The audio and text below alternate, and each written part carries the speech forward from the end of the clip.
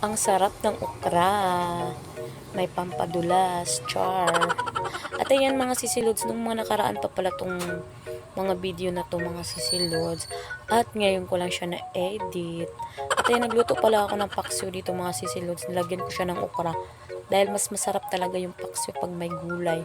O hindi talong yung nilalagay ko dyan talaga mga sisilods, okra yun. Yun sa dalawa na yun yung masarap ilagay sa paksiw. At ayun mga sisilods, tinanggalan ko pala siya ng ulo. Yung ulo-ulo ba, hindi yung ulo niya. Char.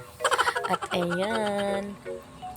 Ginanyan ko lang siya mga sisilods. Hindi ko na siya in-slice ng maliliit. Yung isang buo ko na lang talaga siyang nilagay dyan sa paksiw para hindi na siya maliit ba. Masarap kasi yan siya. Lalo na sa paksiw. Naku, masarap-sarap yan mga sisilods.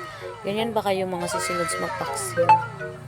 At ayan, galunggong palang isda na yan mga sisilods. Sobrang sarap ng galunggong. At ayan na siya. Nilagay ko muna yung okra sa ilalim. Sa ilalim ko nilagay yung okra mga sisilods para hindi siya maano ba, yung mabilis lang siyang maluto. At ayan, nilagay ko na pala yung isda. Puro ulo pala lahat ng niluto. Pinaksiw ko mga sisilods dahil yung katawan ay prinito ko. At ayan, natapos na siya mga sisilods. Hindi ko na pala na-videohan nung kumain kami at naluto yung paksiw.